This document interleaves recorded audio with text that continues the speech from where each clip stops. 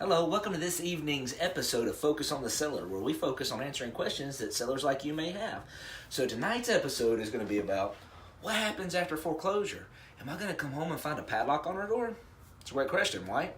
Before we get into that, let me tell you a little bit about us. I'm Joey. I'm with Focus Property Solutions. We're a local real estate investment company located right here in Calhoun, Georgia. We buy and sell mobile homes and houses in Murray County, Whitfield County, Gordon County, and Bartow County. We've been in business since 2010. More importantly, we've been helping people with property situations since 2010, which that includes foreclosure. So before we get into this, I want to ask you a question real quick. If you can hear me, do me a favor, give me a thumbs up in the comment section down, or however it works on Facebook. You go hit thumbs up and let me know that you can hear me coming through. We've been having a little bit of technical difficulties with the internet over here, and we're in our office. It should be fine. This is Comcast, but for whatever reason, the computer's having problems, the phone's having problems, and I'm filming this on, and so it's been kind of weird. Next thing is, I really want to be able to connect with you, and also the info that I'm going to give you tonight is pretty much based out of Georgia. There's some things that may go ahead and go up into Tennessee or over in Alabama, but what I don't want to do is I don't want to give you wrong information. So do me a favor, down in the comment link down below this, go ahead and put where you're watching this from.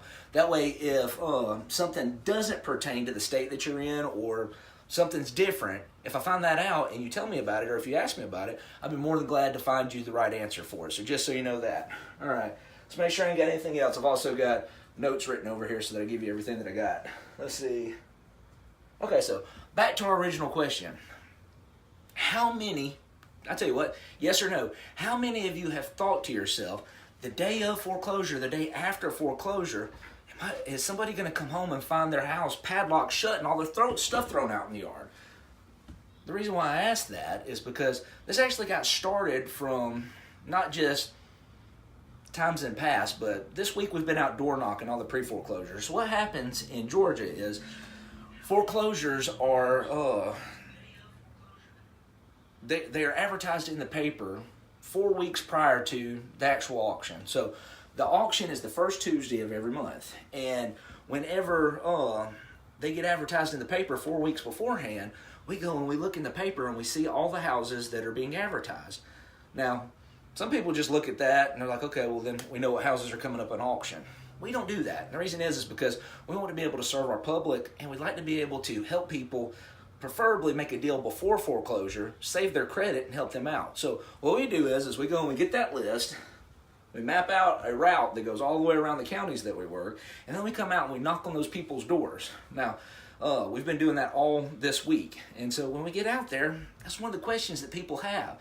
So foreclosure is kind of a high emotion time for people.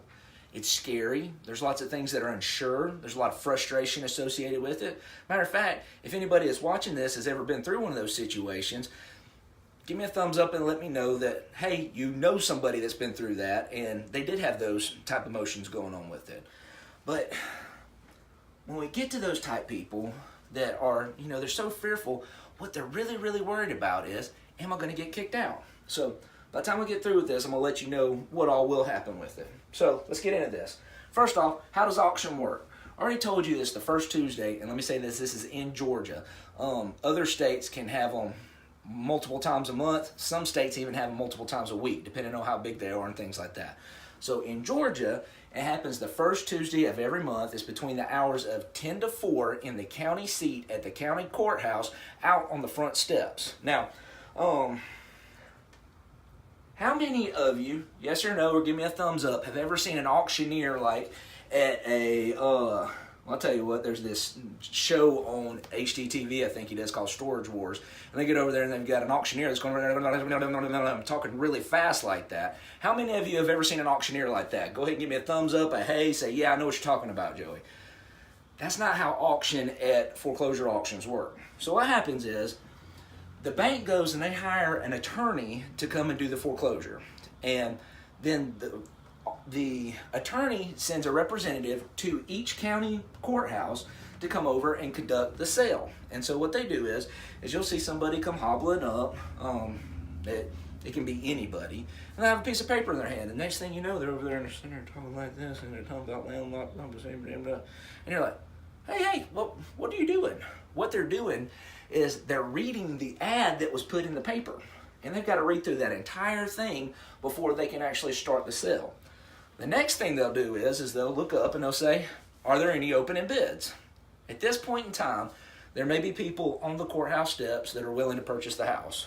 Now, you have to have certified funds in order to purchase the house. So some people might come up and say, yeah, man, I'll buy it. And they'll say how much they'll be able to afford. And then they're like, the crowd will get through and say, okay, I need your money. And they're like, hold on, I got to go to the bank. The problem is that you can't do that at the foreclosure auction. Whoever is purchasing the house has to either have cash or certified funds.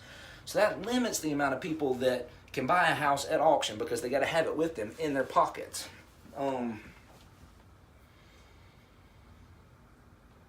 So when that limits the amount of buyers in the buyer's pool, really there's only two things that happen. It either nobody's there to buy it or nobody wants to buy it and it goes back to the bank, or there's an investor. It may be an investor, it may be somebody else that just happens to have cash and they walk up and say, hey, I'd like to buy the house. And they buy the house. At that time, barring any of the things that we've talked about in other videos, the crier will go say, okay, and they'll go inside, they'll write up some paperwork, the person will sign it, and then it'll go back to the attorney where the attorney will make a special deed called, oh good gosh, it just left me. Anyway, it's a deed of foreclosure is what it is. So you'll get a warranty deed. It's not a warranty deed, you'll get a deed saying, hey, I bought this as a special warranty deed and it's because of foreclosure, and you'll buy the house. So what does that mean for an actual seller?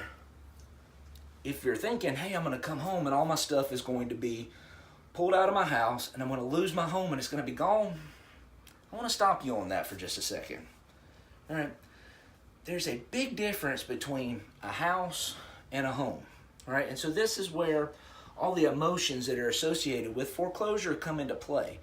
And it's very important to know the difference between what a house is and what a home is. Okay. So a house is made up of doors. A house has got a ceiling on it. Well, we hope it's got a ceiling on it. It's got bricks and it's got sticks. These are inanimate objects. These are things that make a structure. That's not a home.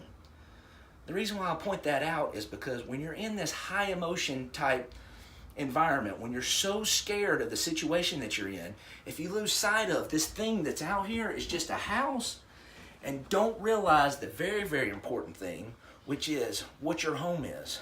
Your home has nothing to do with where you reside. Your home has to do with what's in there. It has to do with the people that are in your lives, the animals that are in your lives, all the things that are associated with who is around you. It's not what houses you, it's who's inside that. And that's a big deal. And the reason is because foreclosure auction can never take your home. It can never take your home unless you let it. Okay, it can destroy your home if you get into a mental state to where you allow it to take it from you. All that's happened during foreclosure is you no longer own a house. Now, that's a big deal to a lot of people. That's a lot of pressure taken off because you're not going to lose your home. All you're going to do is lose your house. So let's go back to the two scenarios if either the bank owned it or if an investor bought it. I jumped, I'm sorry. Does that make sense about the difference between a home and a house? Give me a yes, no. Because there's a big difference between losing your house and losing your home. Think about it like this. If your house burns down but all of your family gets out and y'all are all safe and you love each other, did you lose your home or did you lose your house? You can rebuild a house. It's very hard to rebuild a home. So just keep that in mind, okay? All right, so back to the other thing. If an investor buys your house at auction, he or she is now the owner of that property. And every time that we've bought a house that was occupied, the first thing that we do is we go down and we talk to the people that are living in the house currently. And so we go walking down, we knock on the door and we say, hey, the property just changed hands. Y'all knew auction was today, and our company is now the company that owns the property. And we'll get a couple of different reactions, but most of the time people are like, yeah, I knew this was coming. What do we do? And so that's when we sit down and we make a plan of action with you on how to better locate you. So just so you know, when an investor buys a house, they're buying it for one of two reasons. They either want to fix it up and resell it for a profit, or they want to buy it as a rental. There are some occasions where if we're buying it as a rental, we may come over and say, would y'all like to stay or do you want to move? And I've heard of people doing this before, and they'll wind up renting the house out to the people that lost their house. Now, that's not always the case, and it's not something that you can bet on. But the whole point is that when the investor buys the house, it's in their best interest to come and try to work with you. And the reason is because they want to get the house working for them as soon as possible, which means they either want to get in there and start working on the house, or they want to get the house cash flowing by getting rents coming in. Now, let me stop right here for just a second. I think Ashley's trying to tell me something. She's manning the computer, and she's trying to tell me something. Ashley, what do you got? I got a question on here. Okay. How do you know the property's in foreclosure? Okay, so the question is, how do you know a property is in foreclosure? Does that mean, let me ask this because I'm not sure who asked the question. How does an investor know, or how does a homeowner know? Can you clarify that for me? Actually, I can tell you both ways. Okay, so the way a homeowner knows their house is in foreclosure is the bank has sent you certified mail saying, hey, guess what? We're advertising you for foreclosure. Okay, so you should have gotten lots of letters. You should have got all kinds of different things sent to you, certified mail saying what the bank's intents are to do. How does an investor know, which is what I talked about earlier, is we go and we look in the paper. So the paper has a component of it called the legal organ. And so anytime any kind of legal summons or any kind of legal announcements have to be made, it is put into the newspaper in our area. In other areas that are bigger than us, they may have a separate paper called the legal organ, but our local newspapers house the legal organ. And so they will go and the attorney will advertise 4 weeks prior to the foreclosure auction that the property is for sale. So that's how we know a house is up for foreclosure. Did that answer the question? Do we know, Ashley? She won't know for 20 seconds what you just said. Okay. So I'm going to keep going. If that is the correct answer, give me a thumbs up, and I appreciate the question. I love that question. All right, so where was I? If an investor has bought the house and they're going to come and try to work with you, and like I said, they bought it for one or two reasons. They either want to rent it or they want to fix it up and sell it. Either way, it is in their best interest to try to work with you. So what we've done in the past is we've came to the people that we just bought their house and asked them, how can we help you? And one that comes to mind in particular, the people sat down and they said, we knew this was coming. We already found a place to move.